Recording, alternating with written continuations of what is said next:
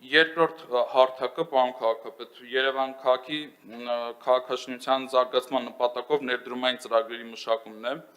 Ծրագրերն իրենից ներկայացնում են խոշորածավալ կառուցապատման ենթակա ներդրումային առաջարկներ, որոնք քննարկվում են Երևանի քաղաքապետի որոշմամբ ձևավորված ճարտարապետների աշխատանքային խմբի կողմից եւ դրական արձանագրության պայմանով նորեն ներբեռնում տվյալ հարթակ հրապարակվում են այնտեղ։ Արդեն իսկ հրապարակված են թվով 8 ծրագրեր եւ շուրջ 3 ամիսա, որ հարթակը բաց է հանրության համար եւ գերակշռող ծրագրերի համար ունենք նաեւ կառուցապատող ընկերությունների կողմից դիմումներ մրցույթի մասնակից դառնալու վերաբերյալ։ Հաշվի առնելով, որ ներդրումային ծրագրերի գերակշռող մասը դա մասնավոր սեփականության գույքերի իրացման արդյունքում է նաեւ իրականացվելու, այստեղ մրցույթի ժամկետների վերաբերյալ նաև կառավարության որոշման հետ կապված համապատասխան տեղեկատվություն եւ թե Տիկին Թևանյանը կարողանա տա։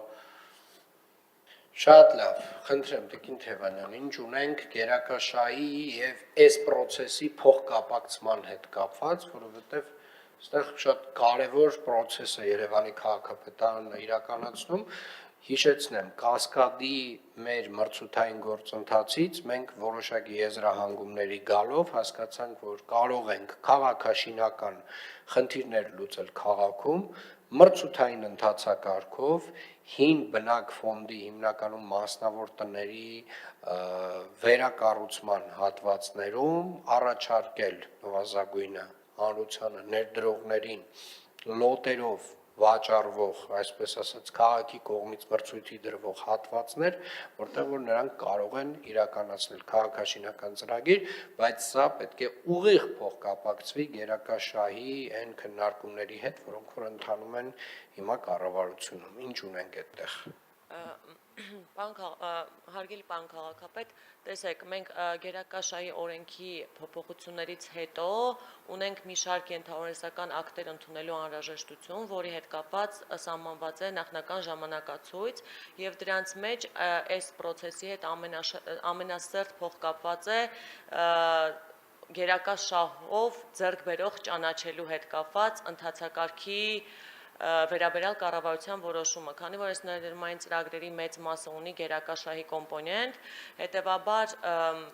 կարծում եմ, որ մինչև այդ ընթացակարգի ընդունումը,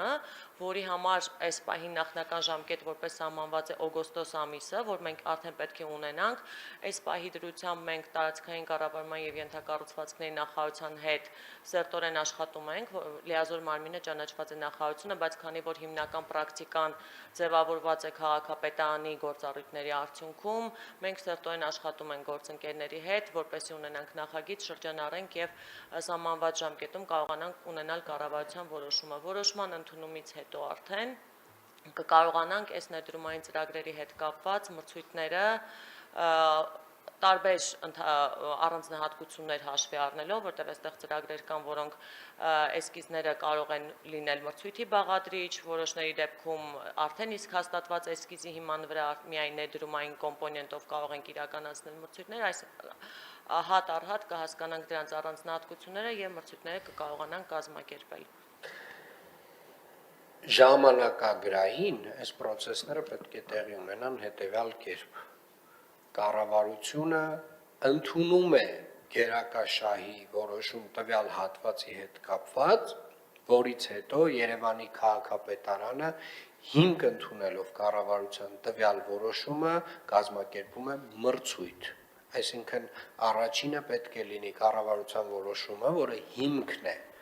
Կառավարությունը այո հաստատեց, որ այս հատվածը պետք է լինի գերակաշահ եւ այստեղ պետք է իրականացվի կառուցապատման որևէ մի ծրագիր, որից հետո արդեն Երևանի քաղաքապետարանը պետք է իրականացնի այդ մրցութային ամբողջ գործընթացը։ Եվ այստեղ կարծում եմ ժամանակագրային այս շտկումը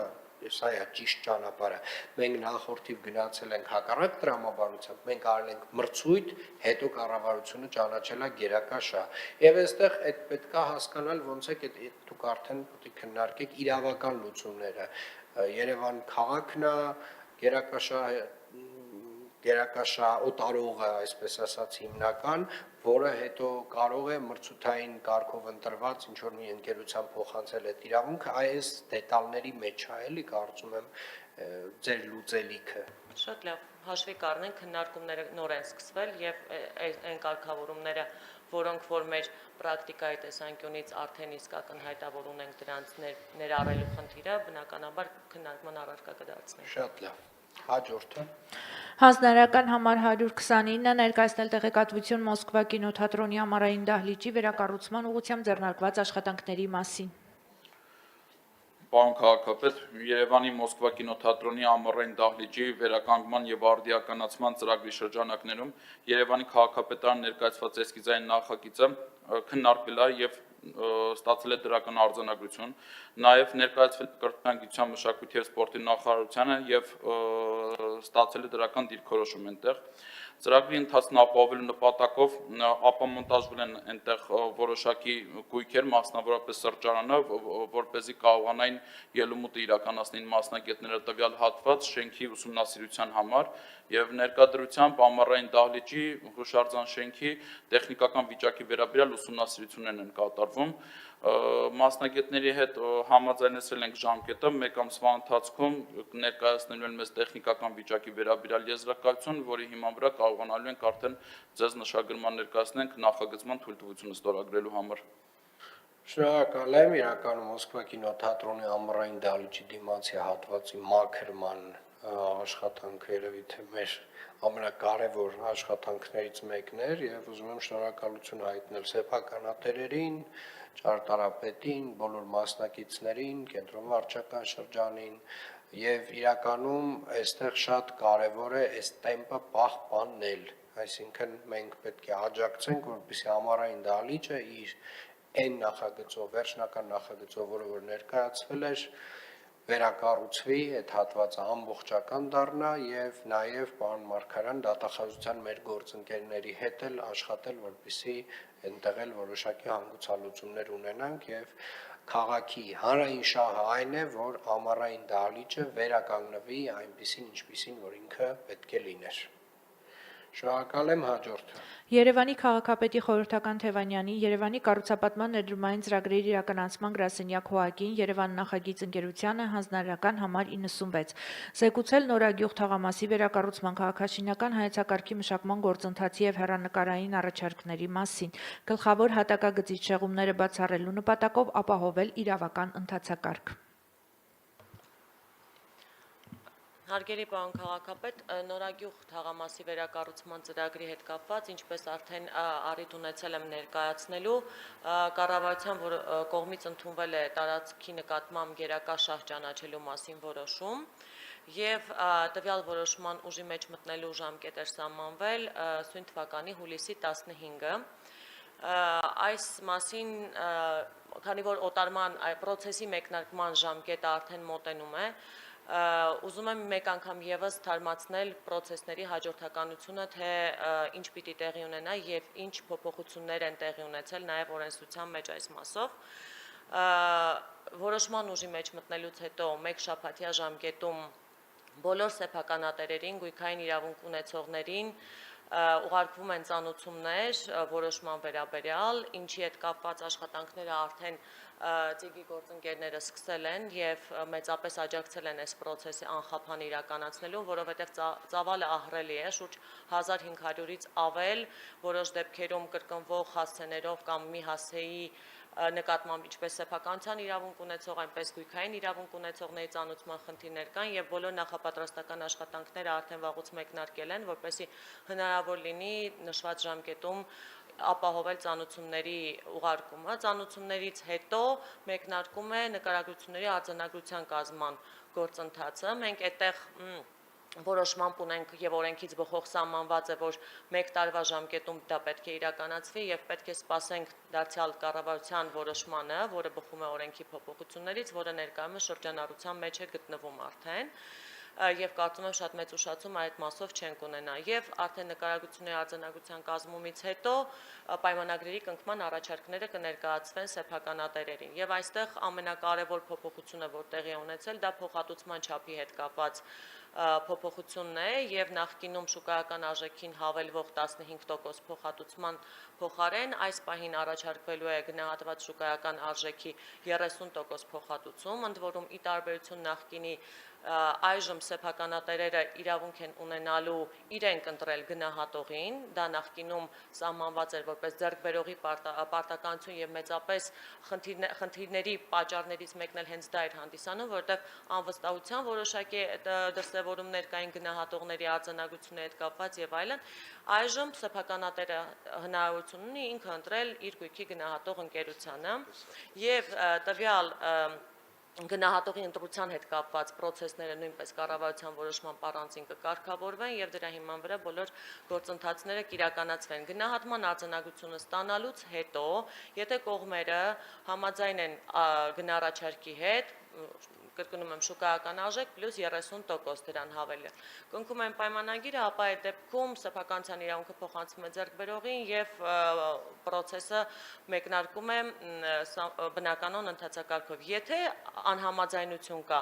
ապա այդ դեպքում երաշխավորված չի շուկայական արժեք պլյուս 30% փոխհատուցումը, այս դեպքում դեպոնացվում է այդ գումարը, բայց սեփականատերը դրան հասանելիություն չունի եւ միայն դատարանի որոշումից հետո կկարողանա ստանալ փոխհատուցումը եւ կա ռիսկ, որ դատարանը տվյալ պարագայում շուկայական արժեքի հետ կապված վեճը քննելու արդյունքում փոխհատուցման չափը կորոշի ավելի քիչ, քան շուկայական արժեք պլյուս 30 առաջարկվող փոխհատուցման չափն է։ Այս փոփոխությունները նպատակ են ունեցել արագացնելու գերակաշահի հետ կապված process-ները, որպես հիմք ընդունելով մեր նախորդ պրակտիկաները, որ դատական գործընթացները կասեցրել են գերակաշահի առարկա հանդիսացող ծրագրի իրականացումը, ներկայումս դատական process-ները ծրագրի իրականացումը չեն կասեցնում եւ ծրագրի բնականon առաջ գնալու process-ը ապահովված է օրենքի փոփոխությունների ուժով։ Շնորհակալ եմ Տիկին Թևանյան, իրականում այս օրենսդրական փոփոխությունը շատ կարևոր է ծրագրերի իրականացման արագություն ու արդյունավետության տեսանկյունից, բայց նաև պետք է արձանագրենք, որ իր մեջ բավական մեծ ծավալի ռիսկեր է պարունակում։ Եվ սա նշանակում է, որ մեր աշխատանքը, Տիկին Բաբայան, էլ ավելի ինտենսիվ պետք է լինի մարդկանց հետ, որովհետև երբ որ նախկինում այնուամենայնիվ սեփականության իրավունքը կառավարության որոշմամբ չէր փոխանցվում օտարողին, այլ մնում էր սեփականության իրավունքը մարդունը։ Հիմա կառավարության որոշմամբ փաստացի սեփականության իրավունքը միանգամից փոխանցվում է օտարողին։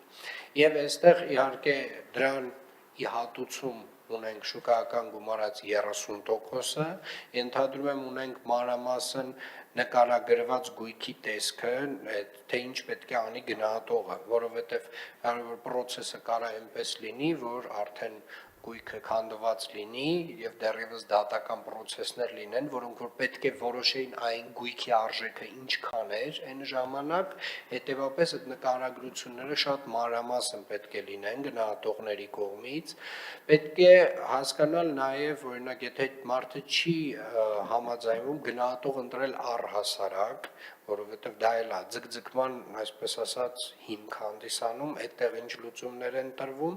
բայց եկեք ֆիքսենք, որ այնուամենայնիվ մարդկանց սեփականության իրավունքի հետ գործ ունենք եւ պետքա տեսեք նախկինում մեր արած ծրագրերից մարդիկ մեծամասն, գերակշիռ մեծամասնությունը գոհ է եղել, որովհետև իրապես իրենց գույքերը իրացվել են, եւ ընդհանուր վստահություն կա, վստահություն է ձևավորվել, ասենք համեմատած են հյուսիսային պողոտայի կներեք այլանդակ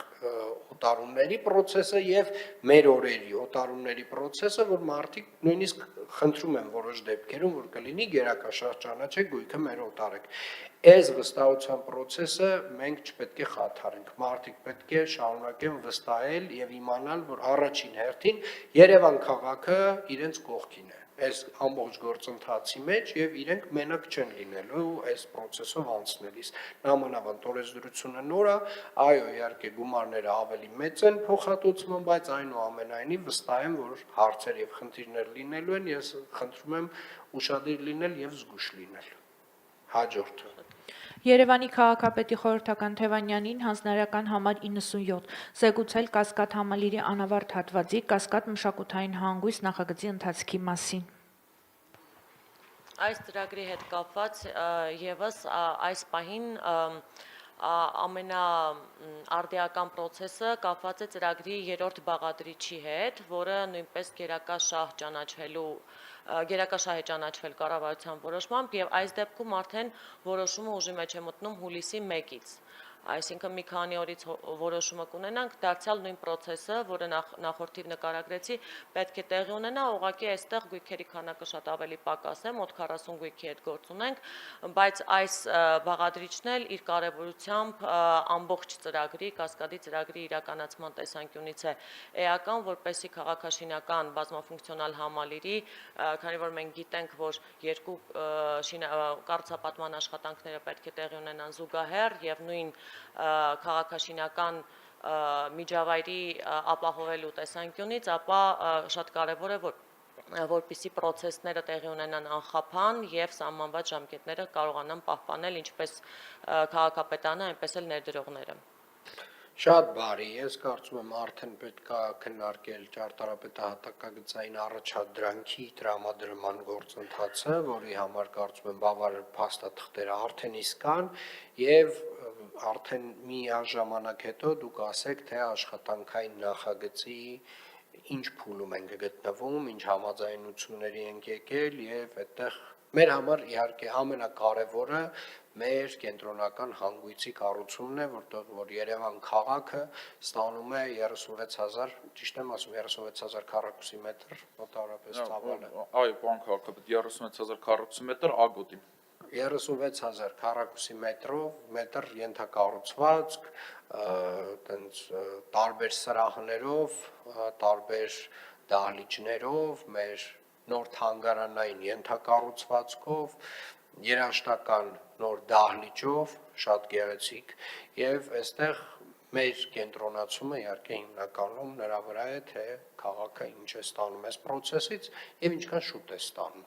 եւ ինչքան որակով է ստանում այդ ամենը։